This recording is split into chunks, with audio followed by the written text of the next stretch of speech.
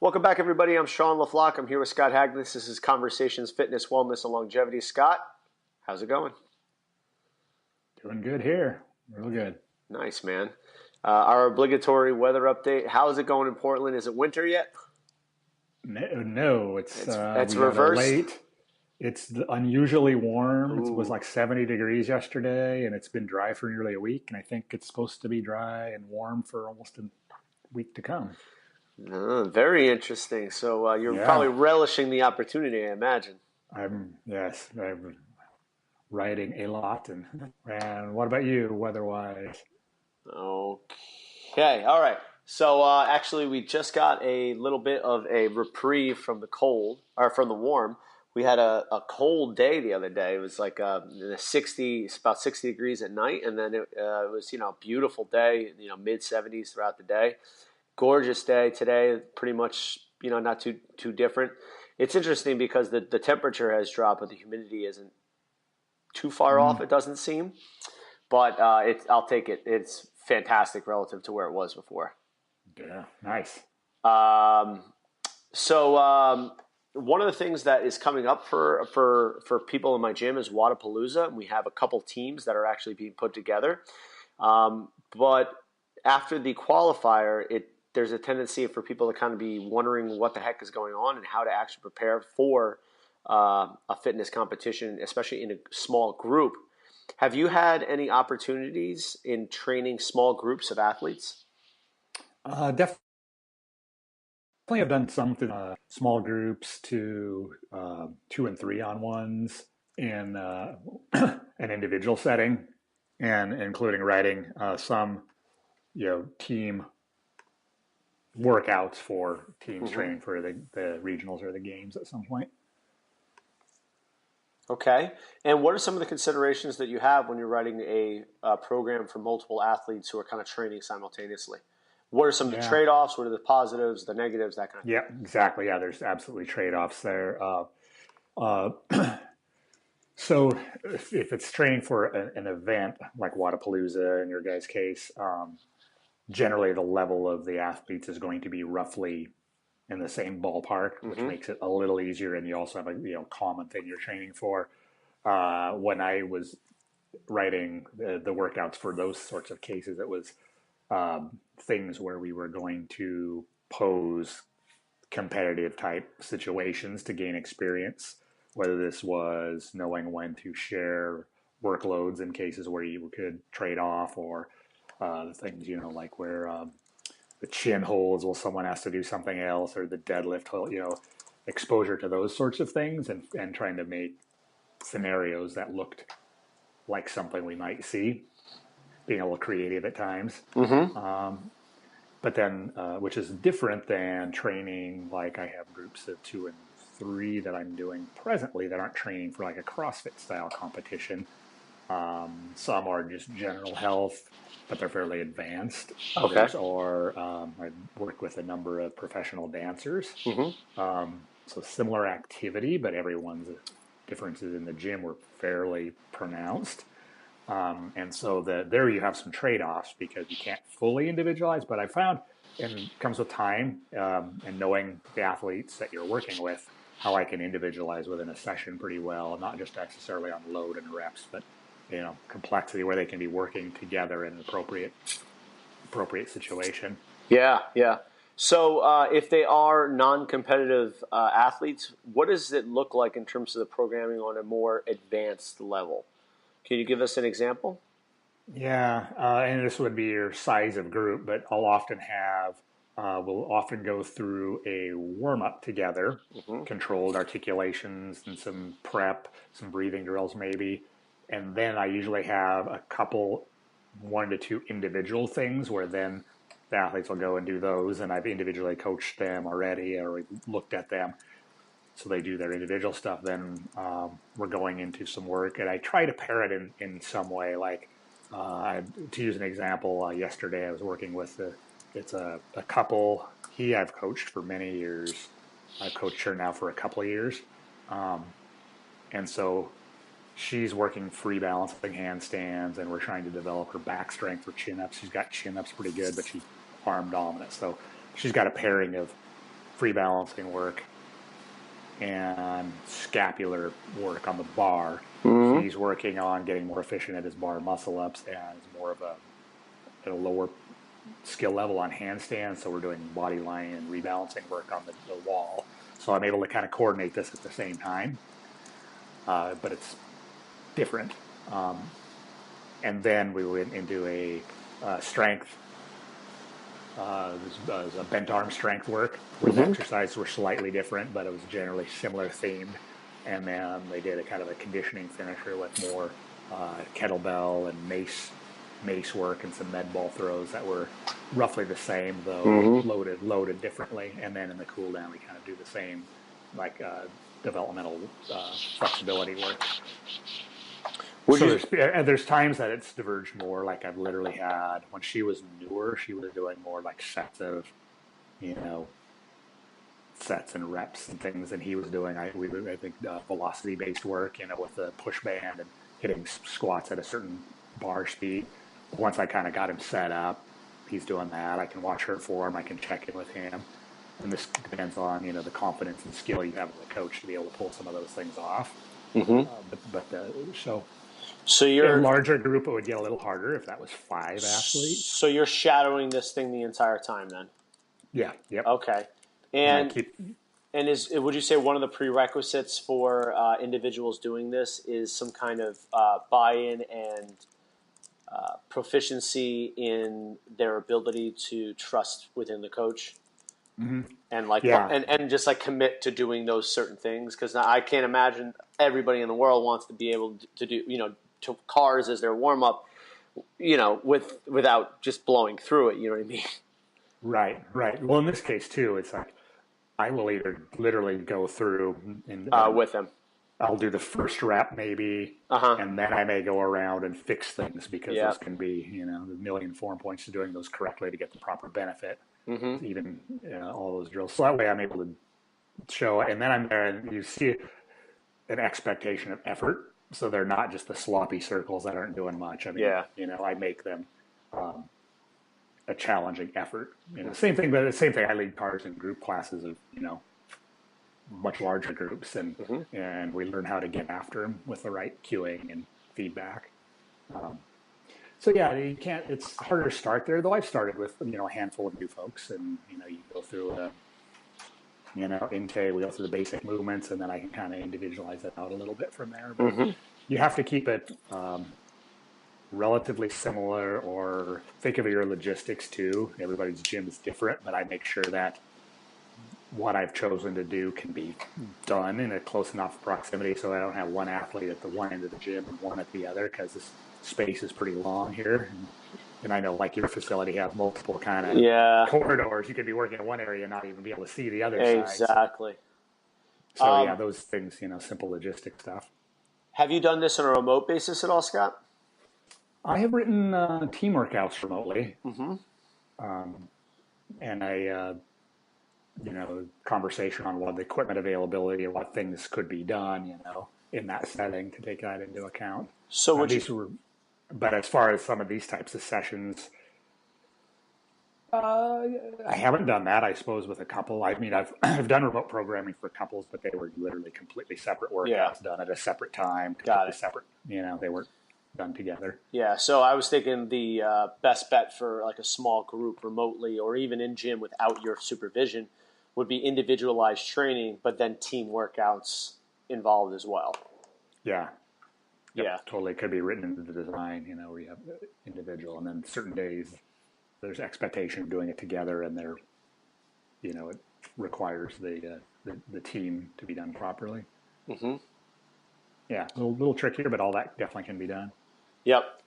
How did you come across meeting these dancers?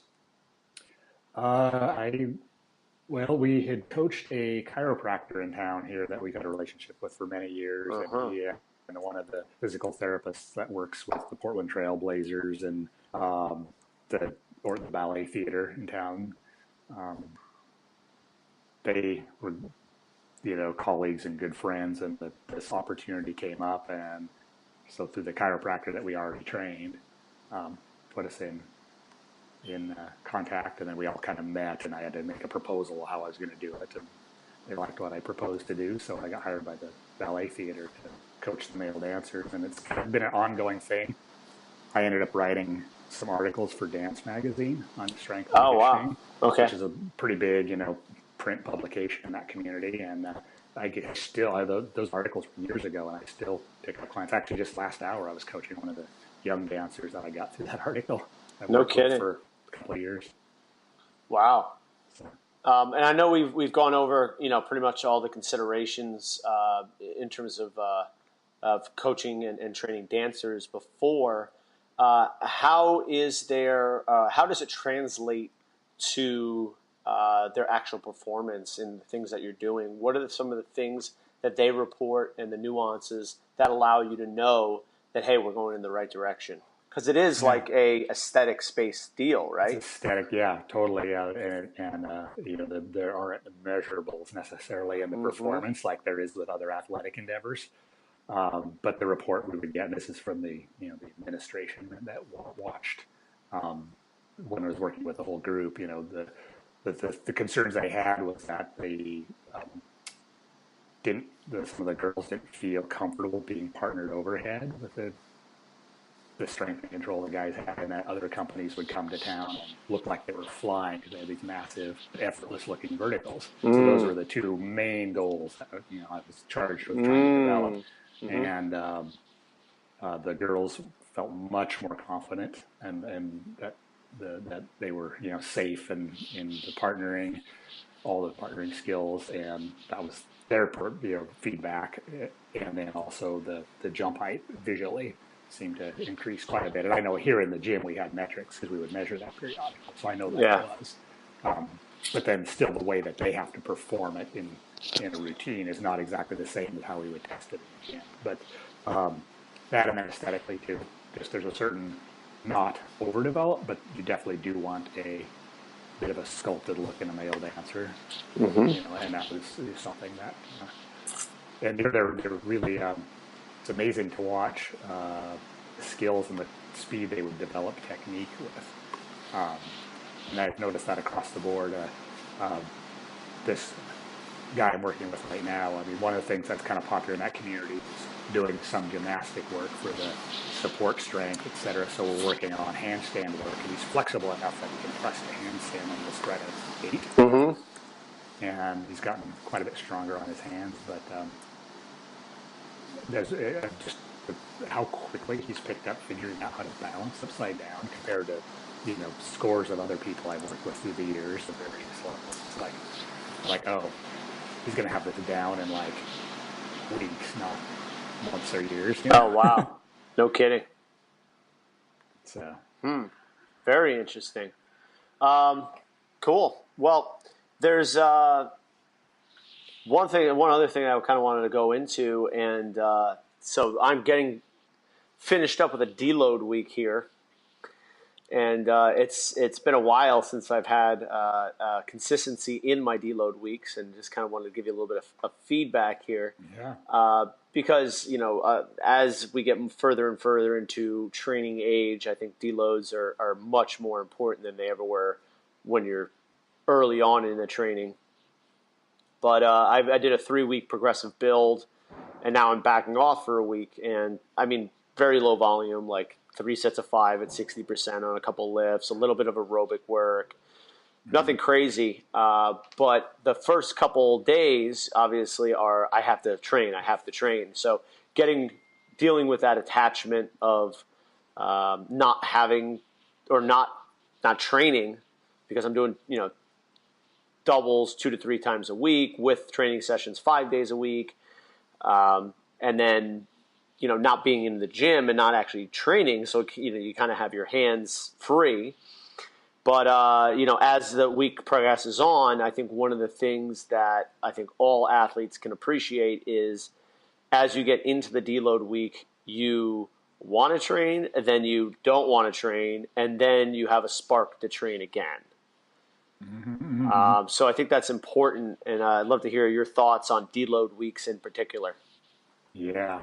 I think you hit the nail on the head. As their training age is up there, they become ever more important. We're able to dig deeper into our physiology, and we're nearer to our ultimate potential than we were years prior.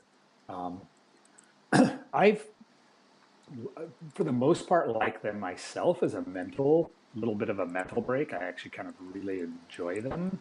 But Mm-hmm. I have seen that the vast majority of the people that I've coached over the years report the exact same thing you just said. It's kind of like it's like difficult to deload at first. Then there can be a bit of a dip in there where like you don't really even want to do it. But then at the end, the ultimate goal is that you start, you know, getting antsy and really wanting to get back at it, which Mm-hmm. is good. You've recovered and you're good to go. Yeah. And I think the I put them in largely for in nearly every case, with the exception being when I know people's life schedules kind of provide them a Deloads every once in deload, a while. Yeah. and then they may not be written in, but I'm really pretty. The longer someone's trained, the more frequent I put them in. Yeah, that's a good point. I think that's a little golden nugget there. And the more you train, the more deloads you need. And then maybe even like periods of time of just not training at all, or just getting restorative work in. Too, yeah, yep, totally. I think that's important. Yeah, well, I mean, this week in particular, I spent time like working on my other things outside of it. So I think it's also a great opportunity to restore balance within the trainee's life. Mm-hmm. Work, family, other stressors, so that doesn't get so skewed that everything's hinging on training and performance. That you actually probably can benefit from just stepping away from training, because then there's more balance within your life, so that everything that you do isn't centered around just training. Yeah, I think that can be regardless of how well someone's recovering. If that's all everything is centered around, then Mm-hmm. it's a pretty big imbalance overall, and will lead to some problems over time. So unless your sport is paying the bills, and even then you see Yeah. the price down the line. That I think that's It's a very super good important point. to do that. There was I think they talked about the samurai, how even though that they spent, hours every day perfecting their technique with the sword, they were also poets and artists, and they did calligraphy, and they were well spoken. So I think it goes back to things that we've talked about before, how you're not an athlete first, you're a human being first. So Mm-hmm. if a person has balance for that individual as a human, then they get themselves as better athletes. Then they could be a better samurai, dancer, professional CrossFitter, whatever it might be. Mm-hmm. Yeah. Yeah. So Otherwise, you're running on a little bit of borrowed time, and I think a lot of people want to do whatever activity it is that they're into for a long period of time. Yep. So those things are very important to consider if that is indeed a goal that you have. What's the longest trainee that you've had working on an individual basis, Scott? I am over 10 years with, well, at least one guy, Mm-hmm. two, and I'm just a little behind that with several others. Wow, that's pretty amazing. So yeah, and we've got people here that train in the gym that I don't even do individual, but they're either doing classes, or maybe I have at points done individual. But they've been a part of the gym for that long.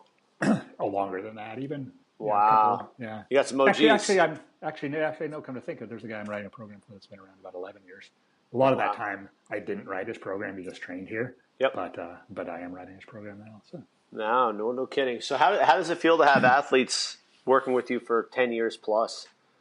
Yeah, I mean, I think back to what, my life, and even the gym, that was in our original location, what it was like, back then. And it's like, man, a lot of time has passed since then, and it's pretty phenomenal. And I really, am deeply humbled by, that someone would both trust in what, we're doing for that long of a time and all the changes in philosophy that have come along in that era, but also that they're find it interesting enough and we're still making progress in areas after all that time. Yeah, that's pretty amazing. Yeah, I imagine that there's some kind of external validation for, hey, they're with me. I must be doing something right. But there's also, a selflessness about being a coach where it's not about you. It's about the individual being able to make strides for over a decade. I mean, that's pretty dang cool. Are these general fitness enthusiasts or For the competitive at most all, part, well, or here and yes and there? no. Yeah. So like the guy I've worked with individually for just 10 years this month, I guess, actually. Glad you mentioned that. I should do something for him. There you go, Scott. He was a Thai boxer for Oh, wow. like the first half of that time, competitive and kind of moving up the ranks. And then his father owns a very large company. It's the same company that is sharing our space here now.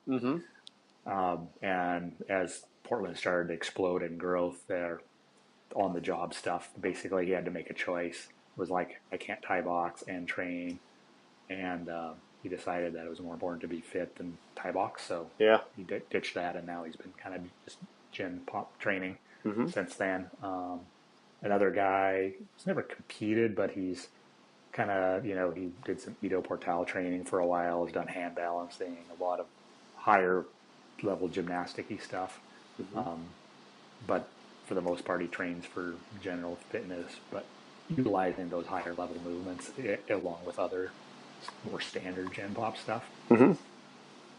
So yeah, it definitely different avenues, but yeah, no one that's been kind of right in the rabbit hole of one exact sport. Yeah. That whole time. One guy that is close to 10 years now he was a regional level athlete for what was it, 2010, 11, 12 in that range, and then kind of decided to just keep doing it, but for fun after that. And now he's like pretty serious about golf. Oh, cool. So it's more training for golf performance in his general fitness. Doesn't compete anymore. I think that there's something to say about that in terms of training for over a decade with something, because like there's fitness for every period of your life. And putting your fitness in the hands of somebody who knows what they're doing allows you to trust in something that allows you to just go ahead and execute and know that there's something bigger than yourself, and that you need help, and that you're getting help. Like you said, like, hey, the year that I had my first kid is going to be different than when I was a Thai boxer or when I tried to do golf or whatever it might be. So, having somebody to trust and then just following through with the program allows for such less stress involved for the individual. Yeah, totally. And it keeps it interesting, and we've all done that too, right? Our goals change in time, whether it's phases of life or you just, you feel like you've wrung what you can out of one endeavor, but there's a new one out there. Yeah. I mean, you and I are probably very similar in the sense that we're probably going to train for the rest of our lives. But has there ever been a time for you where you've said, like, I'm just done and completely? I haven't even, no, not really. No, I haven't been.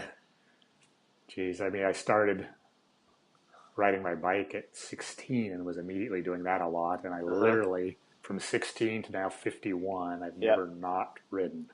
Wow. And then about 20 some years ago, I decided to start picking up weights and learning anything I could about strength and conditioning. And I've been training continuously that whole time too. The closest thing I had to an off was when I had my shoulder surgery about 18-ish years ago. And even then, I mean, I bought an Iron Mind hip squat belt so I could strap a barbell on and still keep my lower body working. And I trained my left arm, with the single arm stuff. I didn't really stop outside of that first week, maybe. I definitely think that there is a bit of an addiction to training.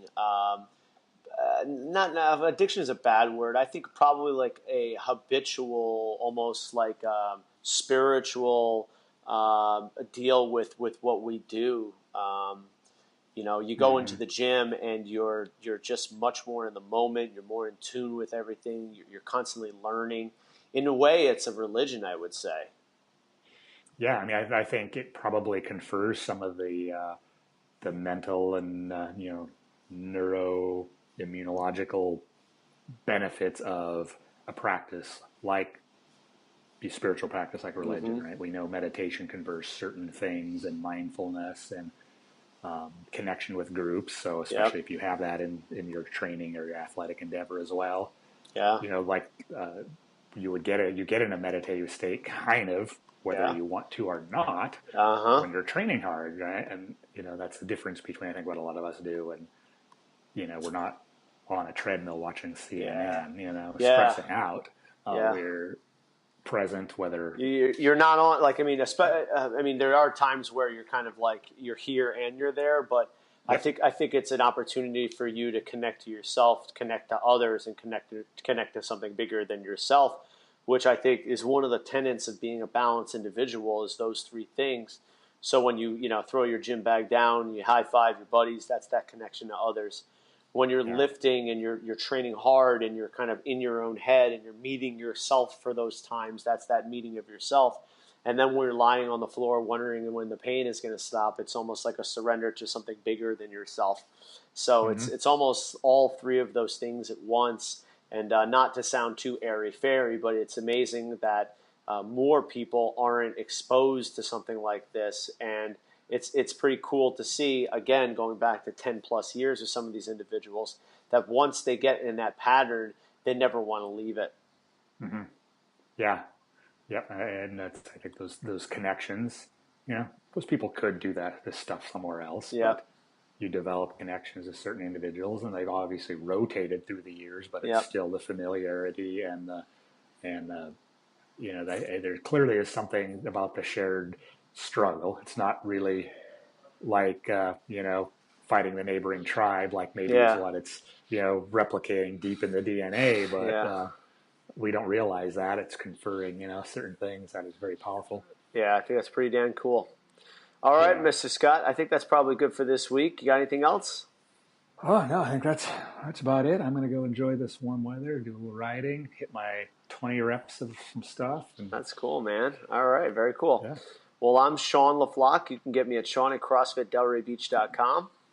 And Scott, you can get me at Scott@CrossFitPortland.com. Beautiful. I'll talk to you next week, Scotty. Yeah, will do. Later, dude.